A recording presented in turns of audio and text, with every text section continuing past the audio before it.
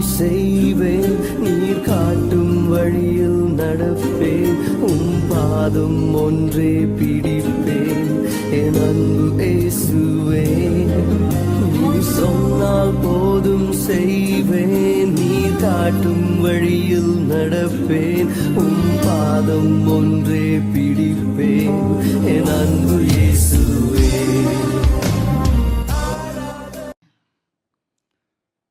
ஆண்டவராகிய இயேசு கிறிஸ்துவின் இனி அன்புள்ள நாமத்திலே எங்கும் சிதறி வாழுகின்ற இனமாகிய தமிழினத்திற்காக நாங்கள் நோர்வே தேசத்திலிருந்து உங்களோடு கூட பேசும்படியாக இறைவன் நமக்கு கொடுத்த வார்த்தைகளின்படி உங்களோடு நாங்கள் பகிர்ந்து கொள்ள வாஞ்சிக்கிறோம்.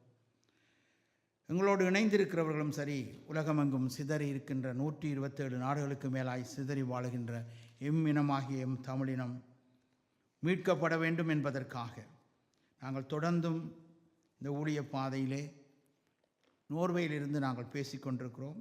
அநேகர் யூடியூப்பினூடாக பார்த்து ஆசீர்வதிக்கப்படுகிறீர்கள் என்பதை நான் அறிவேன். நான் கேட்கின்ற கேள்விகளுக்கு இதுவரையும் யாருமே பதில் கொடுக்கவில்லை.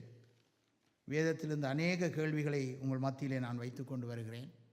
இந்த கேள்விகளுக்கான பதிலை இதுவரை யாரும் சொல்வதற்கு முன்வரவில்லை. ஏனென்றால் இந்த உண்மைக்கு புறம்பாக இந்த உலகத்திலே யாராலும் பேச முடியாது என்பதை இறைவன் அறிந்திருக்கிறபடினால் நீங்களும் மௌனமாக இருக்கிறீர்கள். நானும் இதை பேசிக்கொண்டே இருக்கிறேன். காலங்கள் கடந்தோடினாலும் ஒரு நாள் இது உண்மை என்பதை நீங்கள் ஒவ்வொரு உள்ளங்களிலும் இதை அறிந்து கொள்வீர்கள். அன்று இனத்திற்கு ஒரு விடுதலை கிடைக்கும் என்பதிலே எந்த சந்தேகமும் இல்லை.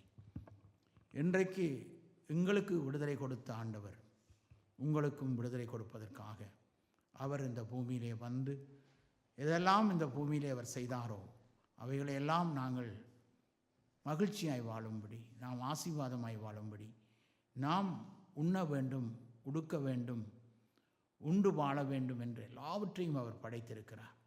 அவர் படைத்தவைகள் எல்லாம் எங்களுக்கு தேவையாக இருக்கிறது. அவைகளை நாங்கள் உள்கொள்ளுகின்றோம், வாழுகின்றோம். ஆனால் படைத்தவருக்கு நன்றி சொல்வதற்கு மனதிலே ஒரு நாளும் நாம் நினைப்பதில்லை. ஏன் என்பது அநேக கேள்விக்குறிகள். இந்த உலகத்திலே வறுமைகள் வரும்போது, துன்பங்கள் வரும்போது இறைவனை தேடுகிறோம். ஆனால் நமக்கு எல்லாம் கிடைக்கும்போது எப்படி ஒரு தாய் தந்தையை பிள்ளைகள் மறந்து போகிறார்களோ அவ்விதமாகவே இறைவனை மனிதர்கள் மறந்து போகிறார்கள். அதனால் இறைவன் சோர்ந்து போவதும் இல்லை, துக்கப்படுவதும் இல்லை. ஏனென்றால் இந்த மனிதன் இப்படித்தான் என்பது அவர் அறிந்திருக்கிறார். அதனால் அவருக்கு ஒரு விளக்கம் நாம் கொடுக்க வேண்டிய அவசியமும் இல்லை. ஆனாலும் இந்த பூமியிலே அவர் நிறைவேற்றின காரியங்களை சொல்லி மக்களுக்கு அறிவிக்க வேண்டும் என்பது அவர் இந்த வேதத்தில் எழுதி வைத்த சத்தியமாக இருக்கிறது. இந்த சத்தியத்தை அறிவீர்கள். இந்த சத்தியம் உங்களையும் உங்களுடைய வாழ்க்கையும் எங்களையும் அது விடுதலையாக்கும். இயேசுவின் நாமம் மகிமைப்பட இதை நாங்கள் பேசுகிறோம்.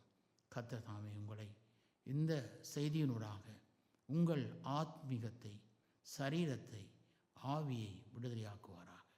இயேசுவின் நாமத்தில் பிதாவே, ஆமென். போன வாரத்திலே நான் சொன்னேன், பூமியிலே மழை பெய்யாதபடியினாலே பயிர் வகைகள் முளைக்கவில்லை என்ற இறைவன் பனியை பூமியிலிருந்து உண்டாக செய்து அந்த பனியினூடாக பூமியிலே அவர் வைத்த காய்கறிகளை அவர் விளையச் செய்தார் என்று நாங்கள் வாசித்தோம்.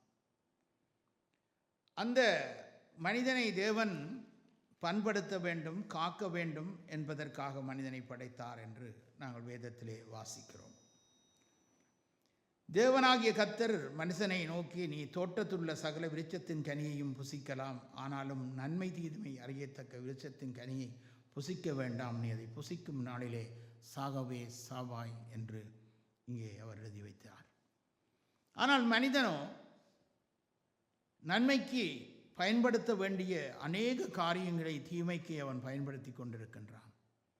ஆனாலும் இறைவன் மனிதனை படைத்த நோக்கத்தை நிறைவேற்றும் வரைக்கும் அவர் பொறுமையோடு காத்து கொண்டிருக்கிறார்.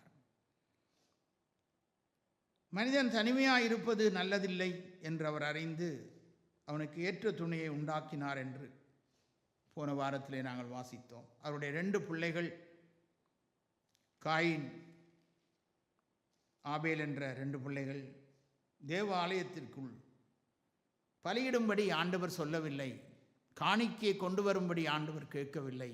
ஆனால் ஏன் இந்த மனிதன் காணிக்கையை கொண்டு வந்தான்?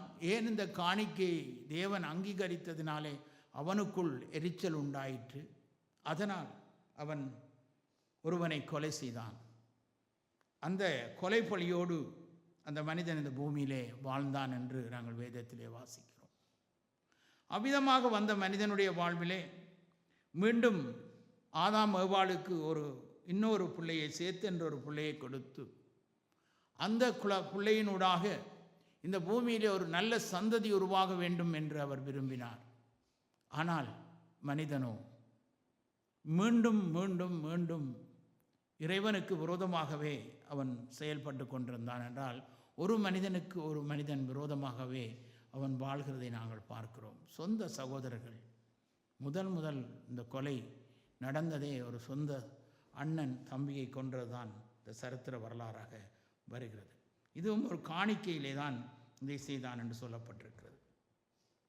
ஆண்டவர் ஒரு நாளும் தனக்கு பணம் வேண்டும் கொண்டு வாருங்கள் என்று கேட்கிறதற்கு அவர் ஏதோ இந்த உலகத்திலே பிச்சை எடுத்து கொண்டு திரிகிறவராகவும், அவர் ஏதோ மற்றவரிடத்திலே கேட்கிறவராகவும் மனிதன் கருதி கொள்ளுகின்றான்.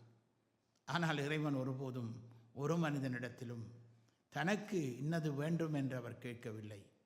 ஆனால் மனிதர்கள் தான் இந்த பூமியிலே இது வேண்டும் அது வேண்டும் என்று கேட்கிறார்கள். ஆனால் இறைவன் எல்லாவற்றையும் கொடுத்து விட்டுத்தான் பிறகு மனிதனிடத்திலே ஒரு நன்றியை எதிர்பார்க்கிறார். அது ஏன் எதிர்பார்க்கிறார் என்றதை இன்றைய நாளிலே நாங்கள் பார்க்க போகிறோம். இவர் ஆதாமின் வம்ச வரலாறு. தேவன் மனுஷனை சிருஷ்டித்த நாளிலே அவனை தேவ சாயலாக உண்டாக்கினார் என்று சொல்லப்பட்டிருக்கிறது. மனிதன் தேவ சாயலாகவே இருக்கிறான். இந்த மனிதனுடைய வாழ்விலே அவன் இறைவனுக்கும் இவனுக்கும் எந்த விதமான ஒரு வித்தியாசமாக தேவன் மனிதனை படைத்ததாக இங்கே வேதத்தில் இல்லை. தேவ சாயலாக மனிதனை படைத்தார் என்ற சாயல் என்று சொல்லப்பட்டிருக்கிறது. அவர்கள் ஆணும் பெண்ணுமாக சிருஷ்டித்து அவர்களை ஆசீர்வதித்து அவர்களை சிருஷ்டித்த நாளிலே அவர்களுக்கு மனுஷர் என்று பெயரிட்டார் என்று வேதத்திலே நாங்கள் வாசிக்கிறோம். இந்த மனிதன் இந்த உலகத்திலே வாழ வேண்டும், அதை பார்த்து ஒரு தந்தையாக அவர் இந்த பூமியிலே மகிழ்ச்சி அடைய வேண்டும் என்று அவர் விரும்பினார். ஆனால் சகோதரர்களும் அன்று முதல் இன்று வரைக்கும் சுபாவத்திலே வித்தியாசப்பட்டவர்களாகவே இந்த பூமியிலே வாழுகிறார்கள். காரணம், ஆதாம் ஏவாள் மீறி நடந்ததினாலே அவர்களுடைய சந்ததி இப்படியாக இந்த பூமியிலே கடந்து போகிறது. யாரை பார்த்தாலும் ஒருவருக்கு விரோதமாக ஒருவர் வாழ்ந்து கொண்டுதான் இருக்கிறார்கள். ஒருவரை ஒருவர் நேசிப்பவர்கள் மிக மிக அரிதாக இந்த பூமியிலே காணப்படுகிறார்கள். ஏன் என்ற கேள்வி எனக்கும் என் வாழ்விலும் இருந்தது. ஆனால் அதற்கெல்லாம் பதிலை இந்த வேதம் எழுதி வைத்திருக்கிறது. ஒவ்வொரு மனிதனுக்கும் என்ன தேவை என்பதை தேவன், ஒரு தந்தை தாய் ஒரு பிள்ளைக்கு என்ன தேவை என்பதை அறிந்து கொடுக்கும்போது, வானத்தையும் பூமியையும் படைத்த இந்த ஆண்டவர் உங்களுக்கு என்ன தேவை என்பதை அவர் அறிந்திருக்கிறார். அதை அவர் கொடுப்பதற்கு அவர் ஆயத்தமுள்ளவராயிருக்கிறார். சற்று நிதானித்து பாருங்கள். இந்த பூமியிலே படைக்கப்பட்ட எல்லாம் உங்களுக்கு தேவையாக இருக்கிறது. ஒரு மிருகத்தை கூட அவர் படைத்ததற்கான காரணம் இருக்கிறது. அன்று அந்த மிருகத்தை படைக்காமல் இருந்தால் ஜலப்பிரளயத்துக்கு பின்பதாக 6ஆம் அதிகாரத்திலே நோவாவினுடைய அழிவுக்கு பின்பதாக பூமியிலே மழை முதலாக மழை பெய்து இந்த உலகம் அழிக்கப்பட்டது என்று வேதத்திலே வாசிக்கிறோம். வானம் திறக்கப்பட்டது, வானத்திலிருந்து மழை பூமியிலே கொட்டப்பட்டது. கொட்டி இந்த உலகம் முழுவதும் அலைந்து போனது. நோவா என்ற அந்த மனிதன் நீதிமானும் உத்தமனுமாக இருந்தான், தேவனோடு சஞ்சரித்து கொண்டிருந்தான். அவனையும் அவன் குடும்பத்தையும் அவன் பிள்ளைகளையும் தேவன் காப்பாற்றினார். ஏனென்றால் மற்ற மனிதர்கள் எல்லாம் என்ன செய்து கொண்டிருந்தார்கள் என்றால் ஒருதரை அழைத்து கொண்டிருந்தார்கள். இந்த வேதத்தில் எழுதி வைக்கப்பட்டிருக்கிறது 6ஆம் அதிகாரத்திலே. ஆனால் இன்றைக்கு இந்த பூமியிலே வாழ்கின்ற நாம் ஏதாவது பிறக்கும்போது நாம் ஏதாவது கொண்டு வந்தோமா என்று சிந்தித்து பார்த்தீர்கள் என்றால் யாருமே நீங்கள் கொண்டு வந்ததில்லை. ஆனால் உங்களுக்கு முதல் ஒருவர் பிறந்திருந்தார், உங்களுடைய தாய் இல்லை என்றால் உங்களுடைய தந்தை. அவர்களூடாக நீங்கள் இந்த பூமிக்கு வருகிறீர்கள். இந்த பூமிக்கு நீங்கள் வரும்போது அவர்கள் உங்களுக்கு உண்ண உணவும் உடுக்க உடையும் கொடுக்கிறார்கள். அதே போலதான் இறைவனும்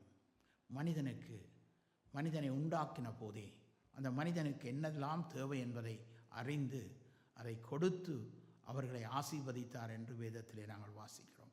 ஆனால் மனிதன் நினைக்கிறான் இறைவனுக்கு ஏதாவது கொண்டு போய் நான் கொடுக்க வேண்டும் என்று. ஆனால் இறைவன் ஒருபோதும் மனிதனிடத்திலே கொண்டு வந்து எனக்கு தாருங்கள் என்று அவர் கேட்கவில்லை. ஆனால் மனிதன் கட்டுப்பாடு இழந்து போகும்போது ஒரு ஆலயத்தை உண்டு பண்ண வேண்டும் என்று ஆண்டவர் விரும்பினார். அந்த ஆலயத்தை உண்டு பண்ணி அந்த ஆலயத்திலே வந்து மக்கள் தன்னோடு தொடர்பு கொள்ள வேண்டும் என்று அவர் ஆசைப்பட்டார். அதனால்தான் ஆலயத்தை இவ்விதமாக உண்டாக்கும்படியாக மோசேயிடத்திலே சொன்னார் என்று நாங்கள் வேதத்திலே வாசிக்கிறோம். ஆனால் அப்படினாலே ஆண்டவர் 7வது அதிகாரத்தை நாங்கள் பார்ப்போம். இதிலே நாங்கள் நோவாவுடைய ஆதியாகமம் 7ஆம் அதிகாரம் 1வது வசனத்தை வாசியுங்கள். கர்த்தர் நோவாவை நோக்கி, நீயும் உன் வீட்டார் அனைவரும் பேழைக்குள் பிரவேசியுங்கள், இந்த சந்ததியில் உன்னை எனக்கு முன்பாக நீதிமானாக கண்டேன். ஆண்டவராகிய தேவன் ஒரு பேழையை செய்ய சொல்லும்போது எல்லாரும் பார்த்து சிரித்து கொண்டிருந்தார்கள். ஏனென்றால் அந்த பேழையை அவன் செய்தது ஒரு வெட்டாம் தரையிலே. அது கடலுக்குள் போவதற்காக செய்தானா? இல்லை என்று சொன்னால் எதற்காக செய்தான் என்றால் பூமியிலே தண்ணி இல்லை, 4 ஆறுகள் ஓடும்படியாக 4 ஆறுகள் இருந்தது. ஆனால் வெட்டாம் தரையிலே அவன் செய்து கொண்டிருக்கிறான்.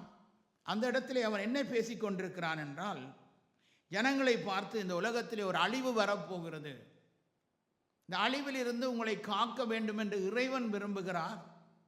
மனிதன் நித்தமும் தேவனை வேதனைப்படுத்தி கொண்டிருக்கிறார்கள். இன்றைக்கு தாய் தந்தையை கூட எத்தனையோ பிள்ளைகள் வேதனைப்படுத்துகிறார்கள்.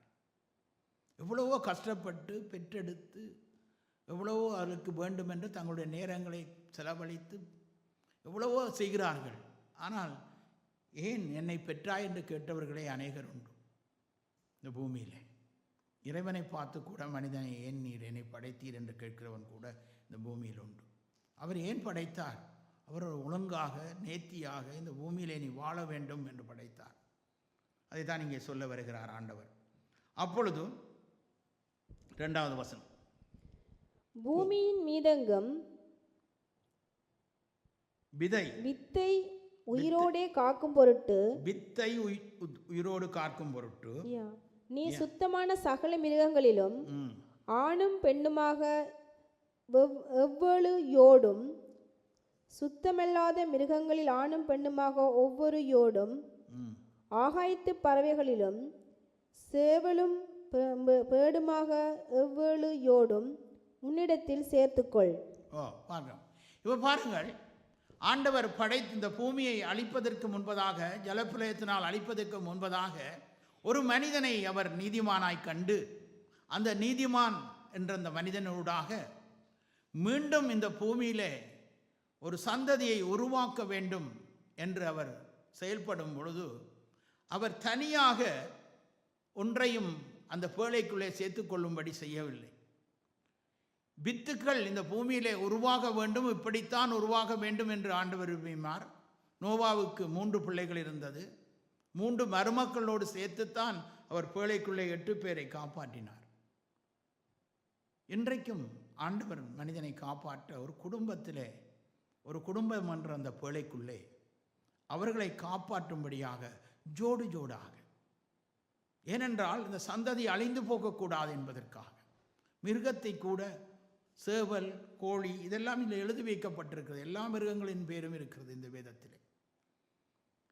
இதிலே அவர் சேர்த்து ஒவ்வொன்றாக ஜோடியோடாக நீ 7 ஜோடுகள் எடுத்துக்கொள் என்று சொன்னார் ஆண்டவர். ஏன் 7 ஜோடுகள் எடுத்துக்கொள்ள சொன்னார் என்பதை நான் பின்பு சொல்லுகிறேன். அப்பொழுது நாங்கள் இங்கே பார்க்கிறோம், அதுக்கு பின்பது ஆகாயத்து பறவைகளிலேயும் அவ்வளவு 7 ஜோடுகளாக அவர் சேர்த்துக்கொள் என்று சொன்னார். இன்னும் 7 நாள் சென்ற பின்பும் ஒரு 7 நாள் கடந்து போகிறது. ஜனங்கள் பேழைக்குள்ளே வரமாட்டார்களா? இவர்களை நான் காப்பாற்ற வேண்டுமே என்று அவர் தவிக்கிறார். சுனாமியை நீங்கள் அறிந்திருப்பீர்கள். சுனாமியிலே எத்தனையோ மக்கள் கடலிலே அழிந்து கொண்டு போகிற நேரத்திலே எனக்கு தெரிந்து கூட தங்களுடைய பிள்ளைகளை காப்பாற்ற வேண்டும் என்று பெற்றோர்கள் துடித்ததுண்டு. ஏன்?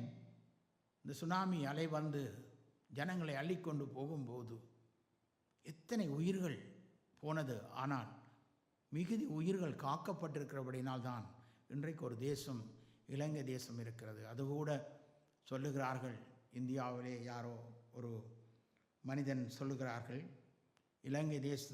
இலங்கை தேசம் முழுவதும் அழிக்கப்பட்டு போய்விடும் 24ஆம் ஆண்டு என்று சொல்லுகிறார்கள், டிசம்பர் மாதம். ஆனால் வேதம் அப்படி சொல்லவில்லை, அப்படி அழியப் போவதும் இல்லை. ஏனென்றால் ஜலப்பிரளயத்தினாலே ஒரு தேசத்தை தேவன் முழுவதுமாய் அழிப்பதில்லை என்று இங்கே நோவாவுக்கு அவர் சொல்லியிருக்கிறார். அதை நான் அடுத்த வாரம் உங்களுக்கு சொல்லுகிறேன். அப்போ இந்த இடத்திலே அவர் என்ன செய்கிறார் என்றால், இன்னும் 7 நாள் சென்ற பின்பு 40 நாள் இரவும் பகலும் பூமியின் மேல் மழையை வரிசிக்க பண்ணுகிறார். தான் முதல் இந்த பூமியிலே மழை வந்த வரலாறாக வேதம் சொல்லுகிறது. எல்லா வேதங்களும் 5 வேதங்களும் சொல்லுகிறது. எல்லா வேதங்களிலும், இந்த பூமியிலே உருவாக்கப்பட்ட அத்தனை வேதங்களிலும் இது காணப்படுகிறது. யாரும் வாசிப்பது இல்லையோ எனக்கு தெரியாது. அப்பொழுது வரிசிக்க பண்ணி வாசியுங்கள் அந்த 4வது வசனத்தை. நான் உண்டாக்கின ஜீவைந்துக்கள் அனைத்தையும் பூமியின் மேல் இராதபடிக்கு நிக்கிரகம் பண்ணுவேன் என்றார். அப்பொழுது நோவா என்ன செய்கிறான்? நோவா தனக்கு கர்த்தர் கட்டளையிட்டபடியெல்லாம் செய்தான். ஆமென். எனக்கும் ஒரு கட்டளை கிடைத்தது இந்த தேசத்திலே. 1990ஆம் ஆண்டு நான் இந்த தேசத்திலே காலடி வைத்த போது, இந்த மக்களை மீட்க வேண்டும், நீ இந்த சத்தியத்தை இந்த மக்களுக்கு எடுத்து சொல்லு என்று அவர் சொன்னார். அதன்படியாக நான் இந்த திருச்சபையை உல்சம்பிக்கிலே உண்டாக்க கர்த்தர் கிருபை செய்தார். அநேக மக்கள் அந்த பேழைக்குள்ளே வந்தார்கள். அநேக மக்கள் காக்கப்பட்டார்கள். இன்றும் அநேக மக்கள் காக்கப்பட்டு வாழ்கின்றார்கள். பேழைக்குள்ளே வராத அநேகர் இந்த உலகத்தை விட்டு போய்விட்டார்கள். எனக்கு தெரிந்த அநேகர் இந்த உலகத்தை விட்டு போய்விட்டார்கள். ஆனால் நாங்கள் இந்த பேழைக்குள்ளே நிற்கிறோம். காரணம் என்னென்றால், இறைவன் உண்டாக்கின ஒரு பேழை. அந்த நேரத்திலே காக்கப்பட்டது யார்?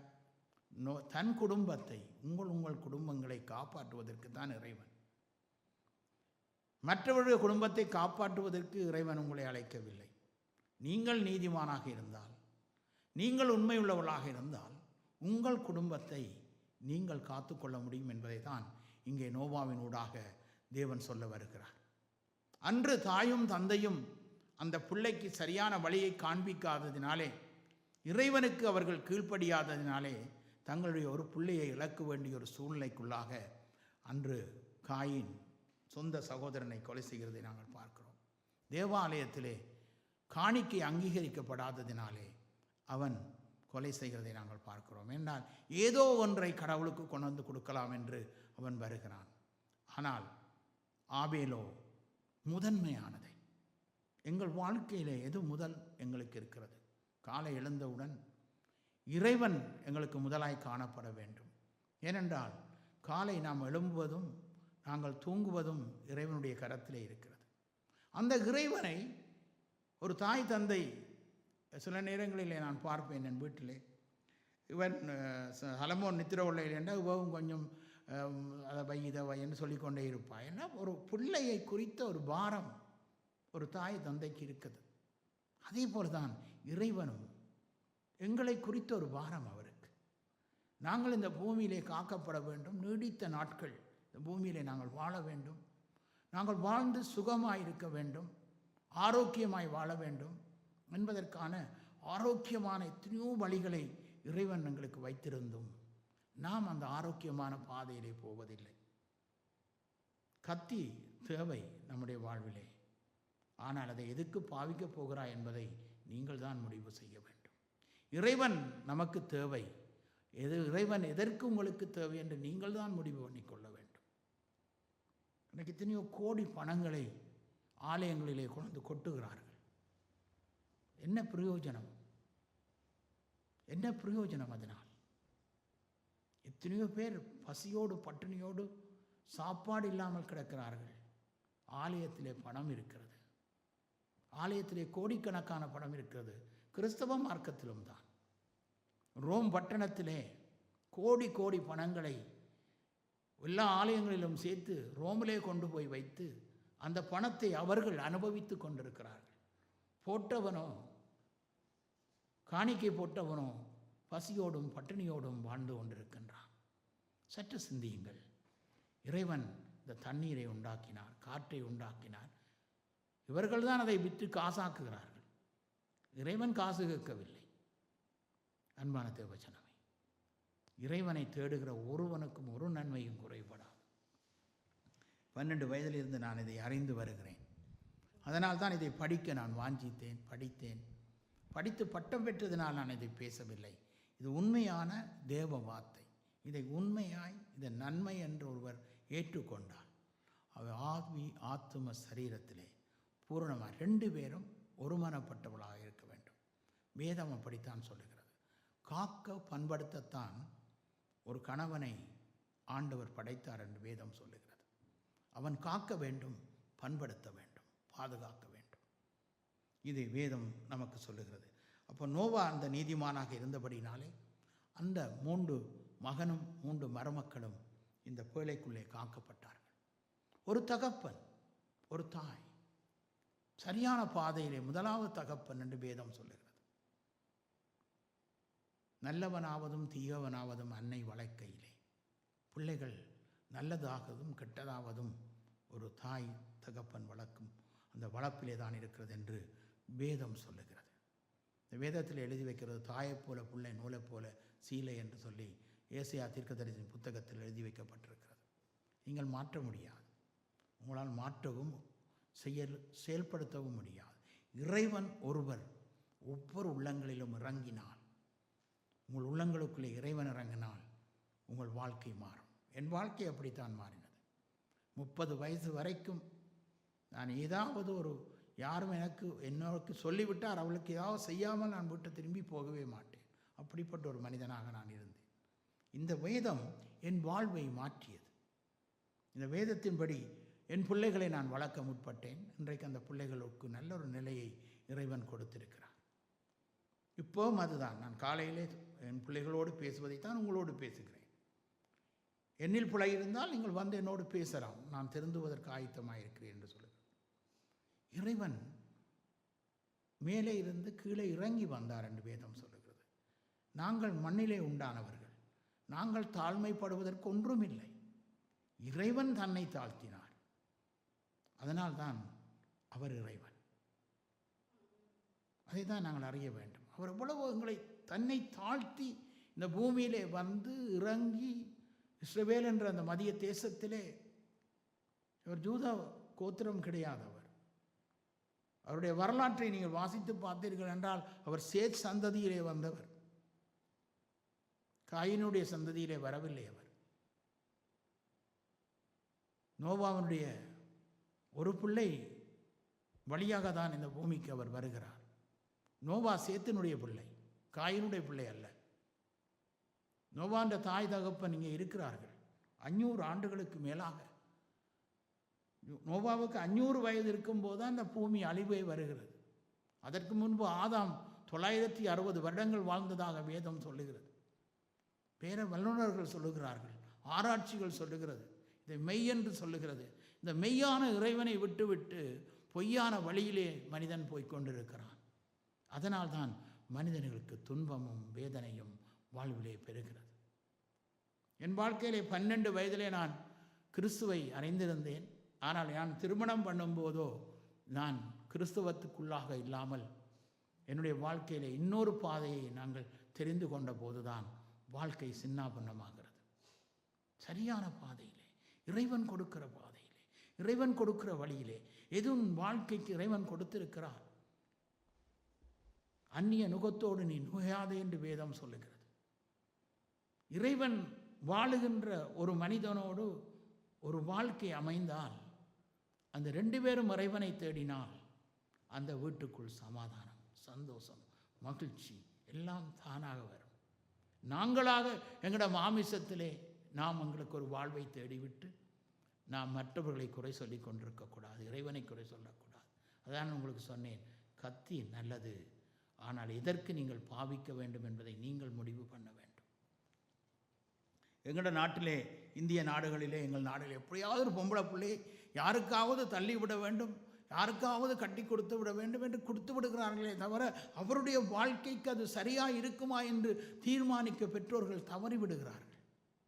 காரணம், அவர்களோடு இறைவன் இல்லை. என்னுடைய வாழ்க்கையிலே, நான் பிள்ளைகளுடைய வாழ்க்கையிலே எல்லாவற்றையும் ஜெபத்தோடு தான் செய்தேன். ஒரு காரியம், ஒரு நாள் நானும் துணைவியாரும் வந்திருக்கும் போது என்னுடைய மகள் டெலிஃபோன் அடிக்கிறாள். அப்பா, இப்படி ஒரு வாழ்க்கை எனக்கு கேட்கிறார்கள், என்ன சொல்லுகிறீர்கள்? நான் என்ன சொன்னேன்? உடனடியாக, அம்மா கூட்டிட்டு வாருங்கள், முதலாவது உன்னை காலம்பூராக வைத்து பார்க்கக்கூடிய ஒருவரா என்பதை ஆராய்ந்து பார்க்க வேண்டும். ஏதோ பிள்ளை இருக்கிறது என்பதற்காக பிள்ளையை இன்னொரு இடத்திலே தள்ளிவிடுவதல்ல, அதை விட கிணத்தில் தள்ளி விடலாம் என்று பெற்றோர்கள் சொல்லுவார்கள். வாழ்க்கை என்பது ஒரு பெரிய தூரம். எங்கள் மாமிசத்திலே பார்க்குறோம், ஒன்று பார்த்து விட்டு நாங்கள் விரும்புகிறோம், விரும்பி விட்டு நாமே திருமணம் பண்ணிவிட்டு இறைவா ஏன் எனக்கு இந்த வாழ்க்கை என்று கேட்கிறோம். தவறு சகோதரா, சகோதரியே. இறைவன் இதை தேடினாரா? இறைவன் இந்த வாழ்க்கையை உனக்கு கொடுக்கிறாரா? மாமிசத்திலே நீ சிந்திக்கிறாயா? இல்லை என்றால் இறைவன் உன்னுடைய ஆத்மாவுக்கும் உன்னுடைய ஆவிக்கும் உன்னுடைய சரீரத்துக்கும் பொருத்தமான ஒரு வாழ்வா என்பதை நீங்கள் நிதானித்து பார்க்க வேண்டும். அப்படி நிதானித்து பார்த்தபடினாலே நோவாவும் அவருடைய பிள்ளைகளும் மகிழ்ச்சியாக இந்த பூமியிலே வாழ்ந்தார்கள். இதைத்தான் இறைவன் எனக்கு கற்றுக் கொடுத்தார். நீ கர்த்தருக்கு பயன்பட்டு, நான் கர்த்தருக்கு பயந்திருந்தால் என் சந்ததி இந்த பூமியிலே ஆசீர்வாதமாக இருக்கும் என்பதிலே எந்த சந்தேகமும் இல்லை. அதற்கு சாட்சியாக தான் நான் நிற்கிறேன். நாம் தேடின வாழ்வை இறைவன் தந்தது என்று சொல்லக்கூடாது. என்னுடைய வாழ்க்கையிலே நான் எனக்கு ஒரு வாழ்வு தேடினேன். அந்த வாழ்க்கை என்னோடு தொடர்ந்து வர முடியவில்லை. ஆனால் இறைவன் தந்த ஒரு வாழ்க்கை இருக்கிறது. அந்த வாழ்க்கையின் வாழ்வோடு தொடர்ந்து போகும். இறைவன் தர வேண்டும் நமக்கு வாழ்வை. நாம் சில நேரங்களிலே நாம் அவசரப்பட்டு விடுகிறோம் வாழ்க்கையிலே. அது வேதம் சொல்லுகிறது, உன் மாமிசத்தின் இச்சையினால் நீ இழுபண்டு சோதிக்கப்படுகிறாய். உன் மாமிசம் அதை விரும்புகிறது. இது நல்லா இருக்கும், இது இப்படி இருக்கும் என்று நாங்கள் மாமிசத்தில் விரும்புகிறோம். ஏனென்றால் அதை சொல்லிக் கொடுப்பதற்கு பெற்றோர்கள் இறைவனோடு இணைந்தில்லை. வேதம் சொல்லுகிறது முப்புரி நூல். முப்புரி நூல் என்பது 3 நூல்கள் ஒன்றாய் இணைந்தது. இந்த வேதத்தில் எழுத வைக்கப்பட்டிருக்கிறது. எல்லாவற்றையும் எடுத்து சொல்ல முடியாது. அந்த முப்புரி நூல் அறாது. ஏன் அறாது? அதைத்தான் இன்றைக்கு தாலியாய் கட்டுகிறீர்கள். ஒன்று கணவனும் மனைவியும் இறைவனும், 3ம் ஒன்றாக இருக்கும்போது அந்த கயிற்றை யாராலும் அறுக்க முடியாது. நாங்கள் கம்பான் இழுவை போட்டிகளிலே கலந்து கொண்டவர்கள். காலிலே போட்டு நாங்கள் இழுக்கும்போது அந்த 2 புரி நூல் என்றால் உடனே உடைந்து விடும். ஆனால் 3 புரி நூலை லேசிலே அறுக்கவே முடியாது. அதுதான் இறைவனோடு சேருகின்ற ஒரு வாழ்வு. இன்றைக்கு நம்முடைய பிள்ளைகளுடைய வாழ்விலே நாம் இறைவன் அந்த வாழ்வை எங்கள் பிள்ளைகளுக்கு கொடுக்கிறாயா என்பதை பெற்றோராகிய நாம் இறைவனோடு இணைந்து செயல்பட வேண்டும். செயல்படும் பொழுது அந்த வாழ்வு வளமாய் மாறும். ஆசீர்வாதமான ஒரு வாழ்வை அந்த பிள்ளைகள் வாழ்வார்கள். இதுதான் வேதத்திலே இங்கே ஆண்டவர் சொன்ன காரியம். அப்போ நோவா தனக்கு கட்டளையிட்டபடியெல்லாம் அவன் செய்தான். இதுதான் முக்கியம். இறைவன் எதை கட்டளையாய் சொல்லுகிறாரோ, இறைவன் சொல்லுகிற வழி எது, அதை நாம் முதலாவது தேர்வு செய்ய வேண்டும். ஒரு பாஸ்டர் சொல்கிற வழிக்கு போகாதீர்கள். அவர் காணிக்கை கொண்டு வர சொல்லுவார், காசு கொண்டு வர சொல்லுவார், அவர் உல்லாசமான காரிலே போவார், அவர் பெரிய மாளிகை கட்டிக்கொள்வார். அவர்களெல்லாம் கடவுளுடைய மனிதர்கள் அல்ல. சகோதரா சகோதரி, அவர்கள் தங்களுக்கு பணத்தை வேண்டி வேண்டி வேண்டி வேண்டி பணத்தை சேர்த்து, நான் இங்கே அறிந்து பல காரியங்களை என் கண்ணூடாய் பார்க்கிறேன். இந்த 35 வருடங்கள் இந்த இறைவனுடைய இந்த வேதத்தை எடுத்து பார்த்தபோது 100க்கு 10% தான் உண்மையான ஆலயங்களை காண முடிகிறது. உண்மையை சொல்கிற இடத்திலே ஜனங்கள் வரமாட்டார்கள், பொய் சொல்லுகிற இடத்திலே ஜனங்கள் போவார்கள். அன்றைக்கும் என்னுடைய ஒரு சம்பவத்திலே அந்த போலீஸ் சொன்னார், எழுதியிருக்கிறது என்னிடத்தில், இந்த பேப்பரும் இருக்கிறது, நீ என்னத்துக்காக இதில் நின்றாய் என்று அவர்கள் கேட்டார். நான் உண்மையை சொன்னேன். அவர் சொன்னார், நீ மட்டும் ஏதோ வாகனத்தில் பழுதாக இருக்கிறது அதனால் நான் நின்றேன் என்று சொல்லியிருந்தால் உனக்கு இந்த நிலைமை வந்திருக்காது என்று சொன்னார்கள். அது எழுத்தும் தந்திருக்கிறார். அன்றைக்கு பொய் சொல்லி இருந்தால் எனக்கு கிடைத்திருக்கும். ஆனால் நான் அதை விரும்பவில்லை. ஏன் விரும்பவில்லை என்றால், இந்த வேதம் சொல்லுகிறது, பொய்யும் பொய்க்கு பிதாவும் பிசாசு என்று சொல்லி. அப்போ இறைவனை விட்டு நான் வெளியிலே போக வேண்டும் பொய் சொல்வதென்றால். அதற்காக நான் பொய் சொல்லாத உத்தமன் என்று நான் சொல்ல வரவில்லை. ஒரு பொய் சொல்லியிருக்கிறேன் அடிக்கடி சொல்வது வழக்கம். அப்படியாலே மெய்ப்பொருள் காண்பது தான் அரிது. மெய்ப்பொருள் எவ்வழி போனாலும் மெய்ப்பொருளை தேடு. மெய்யானவர் யார்? மெய்யான கடவுள் யார்? இந்த பூமியிலே உனக்காக, உன்னுடைய வாழ்வுக்காக தன்னையே பலியாக தந்த ஒரு இறைவன் உண்டானால் அது இயேசு கிறிஸ்து மாத்திரமே. மற்ற யாரும் இந்த பூமியிலே ஒரு மனிதனுக்காக ஜீவனை விட்டதாக இந்த வரலாற்றிலே, இந்த உலக வரலாற்றிலும் கிடையாது. மக்களுக்காக, தங்களுடைய நாட்டுக்காக எத்தனையோ தலைவர்கள் தங்கள் உயிரை பணயம் செய்திருக்கிறார்கள். ஆனால் இறைவனே மனிதனாக வந்து இந்த உலகத்திலே தன்னையே பலியாய் கொடுத்து, உங்களை பலி செலுத்த வேண்டாம் என்று சொல்லி, மிருகத்தை கூட ஆலயங்களிலே பலி செலுத்தக்கூடாது என்று நிறுத்தினது ஆண்டவராகிய இயேசு கிறிஸ்து ஒருவரே.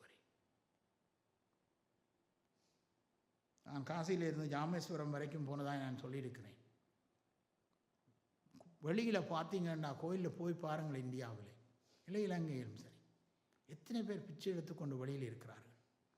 பசி, பட்டினி, கண் பார்வையற்று, கை ஊனமற்று எவ்வளவோ பேர் உட்கார்ந்திருக்கிறார்கள். ஆனால் நீங்கள் கொண்டு போய் ஆலயத்துக்குள்ளே ஆயிரக்கணக்கிலே, 10,000 பணத்தை கொடுக்கிறீர்கள். ஏன் அந்த ஒரு ஏழையை கூட்டி கொண்டு போய் அதற்கு ஒரு சின்ன ஒரு வீடு அமைத்து கொடுத்தோ, இல்லையென்றால் அதுக்கு ஒரு வேலை ஏதோ ஒரு வழியிலே உதவி செய்தோ செய்கிறவர்கள் உண்டு, இல்லை என்று நான் சொல்லவில்லை. ஆதாயம் இல்லாமல் செய்கிறீர்களா என்பதுதான் கேள்வி. அந்த பணத்தை நான் ஒருபோதும் ஆலயத்துக்குள் பணம் போடுவதில்லை, விரும்புவதும் இல்லை. நான் அதை ஒரு ஏழைக்கு கொடுத்தால் அது அந்த ஒரு நேர சாப்பாட்டை சாப்பிடும். சற்று சிந்திப்பா. இதான் என்னுடைய அப்பா பிடிச்சி வீரக்கெட்டியாக அனுப்பினார். நான் சின்ன வயதிலே இந்த கோயிலில் நிறைய சண்டை பிடித்திருக்கிறேன். பாலை கொண்டே ஊற்றுகிறீர்களே, இதோ வெளியிலே எத்தனையோ பேர் பால் இல்லாமல் இருக்கிறார்களே என்று. இறைவன் கேட்டாரா உங்களிடத்திலே? அவர் பசியாக இருக்கிறாரா? அவருக்கு சாப்பாடு இல்லையா? உங்களுடைய இதில் தான் அவர் வாழுகிறாரா? சற்று சிந்தியுங்கள் மக்களே. இன்றைக்கும் இதைத்தான் செய்து கொண்டிருக்கிறீர்கள், தொடர்ந்து செய்து கொண்டிருக்கிறீர்கள். இதனால் இலங்கையிலே பசி, பட்டினி, வேதனை, துன்பம். இந்தியாவிலும் சரி, நீங்கள் எல்லாத்தையும் சுற்றி பாருங்கள். எந்த நாட்டிலே ஒரு கடவுள் இருக்கிறதோ அந்த நாட்டிலே பஞ்சம் இல்லை. எந்த நாட்டிலே பல கடவுள் இருக்கிறதோ அங்கெல்லாம் பஞ்சமும் பசியும் தான். மனிதன் என்றால் கோயில் அந்த நேரத்துக்குள்ளே ஆலயங்களுக்குள்ளே போக முடியாததினால் அவர்கள் அங்கங்கெல்லாம் ஒரு ஆலயம் உண்டாக்குனார். நோர்வேயிலும் சரி, இந்த சேர்ச்சும் அப்படித்தான். ஒருதனை காட்டி கொடுத்து விட்டு இன்னொரு சபையை போய் ஆரம்பிப்பார்கள். இதுதான் நடந்து கொண்டிருக்கிறது. அன்றைக்கு கிறிஸ்தவத்திலும் சரி, மதம் என்ற போர்வையிலே மனிதனை ஏமாற்றாதீர்கள். தேவன் சொல்வதை நான் சொல்லிக் கொண்டிருக்கிறேன். இங்கே வேதம் அப்படித்தான் சொல்லுகிறது. அவன் என்ன செய்தான்? இப்பொழுதுதான் ஒரு பலி செலுத்த ஆரம்பிக்கிறான். ஆண்டவர் சொல்லவில்லை, வாசியுங்கள், முடித்துக் கொள்வோம். ஜலப்பிரளயம் பூமி ஜலப்பிரளயத்துக்கு தப்பும்படி நோவாவும் அவனோடே கூட அவன் குமாரரும் அவன் மனைவியும் அவன் குமாரனின் மனைவிகளும் பேழைக்குள் பிரவேசித்தார்கள். தேவன் நோவாவுக்கு கட்டளையிட்டபடியே சுத்தமான மிருகங்களிலும் சுத்தமில்லாத மிருகங்களிலும் பூமியின் மேல் ஊறும் பிராணிகள் எல்லாவற்றிலும் ஆணும் பெண்ணும் ஜோடு ஜோடாக நோவாவினிடத்தில் பேழைக்குட்பட்டன.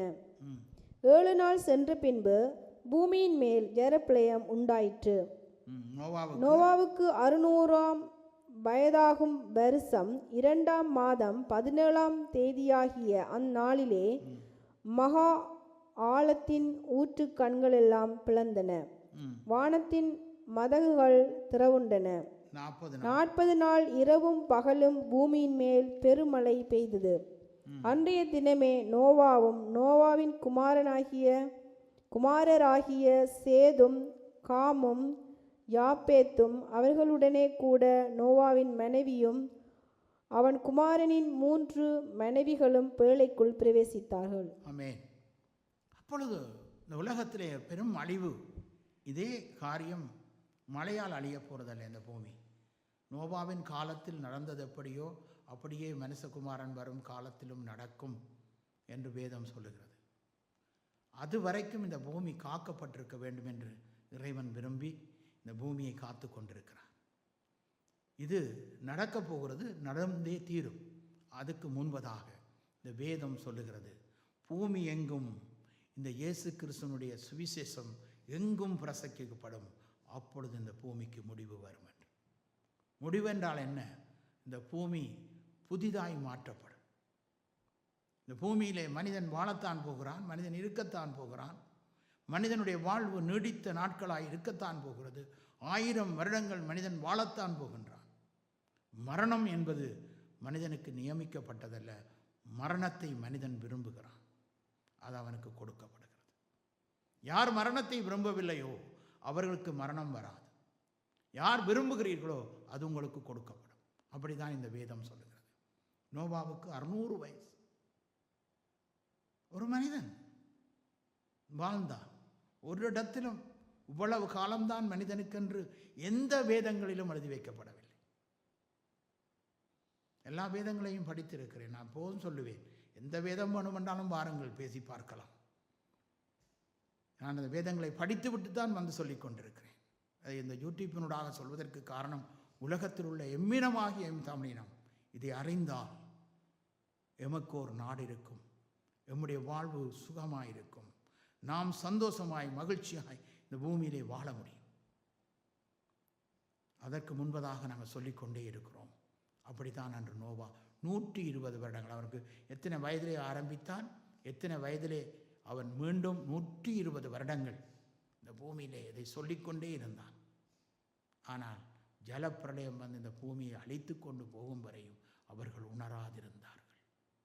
இலங்கையிலும் சுவிசேஷம், இந்த இயேசு கிறிஸ்துவை பற்றிய சுவிசேஷம் இன்றைக்கல்ல, 1000 ஆண்டுகளுக்கு மேலாக, 2000 ஆண்டுகளுக்கு முன்பதாய் தோமா என்ற மனிதனூடாக, இந்திய தேசத்துக்குள்ளே வந்த தோமா என்ற தேவ மனிதனூடாக இலங்கைக்கும் இந்த சுவிசேஷம், ஆண்டவராக இயேசு கிறிஸ்து சுவிசேஷம் இலங்கைக்கும் சென்றது. ஆனால் மதவாதிகள் மதங்களை பரப்புவதற்காக, தங்களுக்கு பிழைப்பு தேடுவதற்காக என்ன செய்தார்கள்? மக்களை ஏமாற்றி பணங்களை சம்பாதிப்பதற்காக தங்களுக்கென்று அன்றைக்கு ஜூத ஆலயங்களாக இருந்த ஆலயம்தான் இன்றைக்கு இலங்கையிலே இந்தியாவிலே இருக்கிற ஆலயங்கள் எல்லாம் ஒரே மாதிரியான ஆலயம், கோபுரத்தை தவிர. ஏமாற்று செய்து மக்களிடத்திலே பணங்களை வருகி தாங்கள் கோடீஸ்வரர்களாய் மாறினார்கள். ஏழை ஏழையாகவே இலங்கையில் வாழ்ந்து கொண்டிருக்கிறார்கள், இந்தியாவில் வாழ்ந்து கொண்டிருக்கிறார்கள். காரணம் என்ன? இறைவனை அறியாததினாலே. இறைவனை அறிந்தார்களே ஆனால் ஒருபோதும் இந்த மக்கள் ஒருவேளை அப்பத்திற்காக இறந்து தெரிய மாட்டார்கள். இன்றைக்கு இந்த தேசத்திலே ஒருவேளை சோற்றுக்கு ஒருவனாவது கெஞ்சிக்கொண்டு திரிகிறதை காண முடிகிறதா? நானும் பல நாடுகளுக்கு போய் வந்து விட்டேன், பார்த்து விட்டேன். ஒரு இறைவன் இருக்கிற இடத்திலே. அமெரிக்கா ஒரு இறைவனோடு தான் துவங்கினது, ஜெர்மன் ஒரு இறைவனோடு தான் துவங்கினது, எல்லா நாடுகளும் ஒரு இறைவனோடு தான் துவங்கினது. ஆனால் அங்கு குடிபெயர்ந்தவர்கள் வேறு கடவுள்களை கொண்டு வந்து அந்த தேசங்களுக்குள்ளே உள்புவேச செய்தார்கள். அதை இன்றைக்கு அன்றைக்கு கொண்டு போனார்கள். அன்று அமெரிக்காவிலே புயல் வந்தது. சரித்திர வரலாற்றை வாசித்து பாருங்கள். கொந்தளிப்பு ஏற்பட்டது, மக்கள் அழிவுகள் ஏற்பட்டது. இன்றைக்கு ஆயுதம் ஒவ்வொருடைய கரங்களிலும் இருக்கிறது. காரணம், இறைவனை அவர்கள் விட்டுவிட்டார்கள். எது வேண்டுமென்றாலும் நீங்கள் செய்யலாம் என்ற நிலைமைக்கு வந்து விட்டார்கள். அதனால் அன்பான தேவஜனமே, இதை நான் இப்போது முடித்துக் கொள்ளுகிறேன். அடுத்த வாரம் மிகுதியை தொடருவோம். இதை நான் சொல்லிக்கொண்டே இருப்பேன், எப்பொழுது வரைக்கும் சொல்லிக்கொண்டிருப்பேன். என்றென்றும் நான் வாழவேன் இந்த பூமியில் என்பது என்னுடைய நம்பிக்கை, என்னுடைய விசுவாசம். அதுவரைக்கும் நான் இந்த யூடியூப்பினூடாக இந்த கருவி இருக்கும் வரைக்கும் இந்த பூமியிலே நான் சொல்லிக்கொண்டே இருப்பேன். ஆண்டவராகிய இயேசுவே மெய்யான கடவுள். அவரை தவிர வேறு ஒரு கடவுளும் இந்த பூமியில் இல்லை, இருக்கப் போவதும் இல்லை. ஏனென்றால் எங்களுக்கு ஒரு அம்மா ஒரு அப்பா தான். அதே போல் ஒரு இறைவன் தான் இந்த பூமியில் இருக்கிறார். ஒரு தண்ணீர், சில ஒன்றில் போய் சிங்கம் வந்தாலும் ஒரே மாதிரி சிங்கம்தான், இங்கே வந்தாலும் ஒரே மாதிரி சிங்கம்தான். ஆனால் ஏன் கலர் மாறுபடுகின்றது? வெள்ளைக்காரருக்கே இந்த கலர், எங்களுக்கே இந்த கலர் என்பதையும் அடுத்த வாரம் உங்களோடு கூட நான் சொல்ல வாஞ்சிக்கிறேன். தொடர்ந்தும் இந்த யூடியூப்புக்கு மூடாக எங்களுக்கு ஆதரவு கொடுத்து கொண்டிருக்கிறோம். உங்களுக்கு நன்றி சொல்லுகிறோம். இந்த சத்தியத்தை அறியுங்கள். இந்த சத்தியம் உங்களுடைய வாழ்க்கையை மட்டுமல்ல, உங்கள் பிள்ளைகள், உங்கள் பிள்ளைகளுடைய பிள்ளைகள் வாழ்க்கையும். இன்றைக்கு இந்த 1000 ஆண்டுகள் இந்த நோர்வே தேசத்திலே இந்த மக்கள் வாழ்கிறதற்கான ஒரு காரணம், இவர்கள் மூதாதையர்கள் அன்று இயேசுவை ஆகிய தேவனை 1000 ஆண்டுகளுக்கு முன்பதாய் ஏற்றுக்கொண்டதினால் இந்த நாடு இன்றைக்கு செழித்து சந்தோஷமும் மகிழ்ச்சியுமாய் இந்த தேசம் இருக்கிறது. ஆனாலும் இவர்கள் கடவுளை விட்டு பின்னே போய் கொண்டிருக்கிறார்கள். மீண்டும் இந்த சுவிசேஷத்தின் ஒளி இந்த பூமியிலே சொல்லப்படுகிறது. ஆலயங்களிலே பணத்துக்காக ஆண்டவருடைய ராஜ்யத்துக்கு தேடாமல் இறைவனை மாத்திரம் இந்த நாடு திரும்பவும் ஒரு தடவை சொல்லுமே, ஆனால் ஜனங்கள் மீண்டும் இந்த ஆலயங்களுக்குள்ளே நிரம்பி வழிவார்கள். ஆண்டவரை தேடுகிற ஜனங்கள் அதிகமாகும். ஏனென்றால் அங்கே போன உடனே பணம் போடுங்கள், பணம் போடுங்கள், பணம் போடுங்கள் என்று பணத்தை பற்றி பேசிய ஜனங்கள் ஆலயங்களுக்குள் வராமல் வெளியிலே போய்விட்டார்கள். இதுதான் இந்த பெண்டிகோஸ்தே வரலாற்றிலே இந்த நோர்வேயிலே நடந்து கொண்டிருக்கிற ஒரு உண்மை சம்பவம். இதுதான் ஜெர்மனியில் நடந்து கொண்டிருக்கிறது, அமெரிக்காவில் நடந்து கொண்டு உலகமெங்கும் நடந்து கொண்டிருக்கிறது. ஒரு இறைவன், ஒரு மொழி, ஒரு பாசை தான் இந்த பூமியில் இருந்தது. ஆனால் பாசைகள் பிரிக்கப்பட்டது. மனிதன் இறைவனை விட தான் பெரியவன் என்று நினைத்தார். அன்று மொழிகள் சிதறடிக்கப்பட்டன. அதனால் தான் மொழி வந்தது. இல்லைன்னா ஒரு மொழி தான் இந்த பூமியில் இருந்தது. வேதம் சொல்லுகிறது. நன்றி ஆண்டவரே, உம்மை தேடுகிறவர்கள் உண்டோ என்று பார்க்க இந்த பூமியை நோக்கி பார்த்து கொண்டிருக்கிறேன். மனிதனாக வந்த நீர் மனிதனாகவே பரலோகத்தில் இருக்கிறீர் என்று நாங்கள் வேதத்திலே வாசிக்கிறோம். இந்த இறைவனை அறிந்து கொள்வதற்கு ஒவ்வொரு உள்ளங்களுக்கும், ஒவ்வொரு இல்லங்களுக்கும் உம்முடைய வார்த்தைகள் கடந்து போகட்டும்.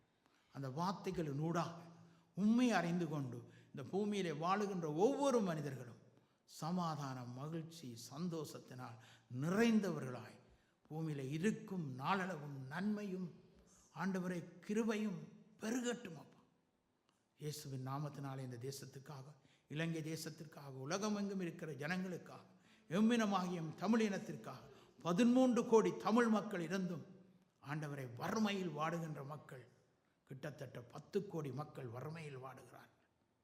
ஆண்டவரை, இறைவன் இருந்தால் வறுமை ஏன் வரும், ஏன் வறுமையில் வாட வேண்டும் என்று ஒரு விசை சிந்தித்தால் இந்த பூமியில் அவர்கள் எல்லோரும் மகிழ்ச்சியாய் வாழ முடியும். இயேசுவின் நாமத்தினாலே செபிக்கிறேன் நல்ல பிதாவே, ஆமென். நன்றி ஆண்டவரே. என் ஆத்துமாவே நீ கர்த்தரை சோத்தரி, என் முழு உள்ளமே உடைய பரிசுத்த நாமத்தை சோத்தரி. என் ஆத்துமாவே கர்த்தரையே சோத்தரி, ஏனென்றால் அவர் செய்த சகல நன்மைகளையும் ஒருபோதும் மறவாதே.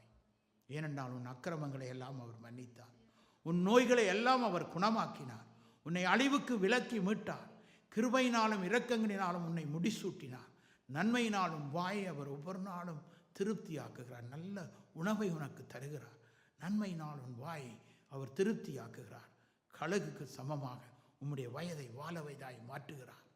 ஒடுக்கப்பட்டிருக்கிற ஜனங்களுக்கு நீ உதவி செய்யும்படியாக உன்னை இந்த பூமியிலே ஜீவனோடு காக்கிறார். இயேசுவின் நாமத்தில் ஜெபிக்கிறேன் நல்ல பிதாவே, ஆமென். அந்த பிதாவினுடைய அன்பும் தேவகுமாருடைய கிருபையும் பரிசுத்த ஆவியானுடைய ஐக்கியமும் அந்யோன்யமும் அன்பும் எங்கள் அனைவரோடும் இருப்பதாக. ஆமேன், ஆமேன். மகிழ்ச்சியோடும் சமாதானத்தோடும் கடந்து சென்று வருவோம். நல்ல ஆகாரம் இருக்கிறது, சாப்பிட்டு மகிழ்ச்சியோடு கடந்து செல்ல கர்த்தர் நமக்கு உதவி செய்வாராக. ஆமென்.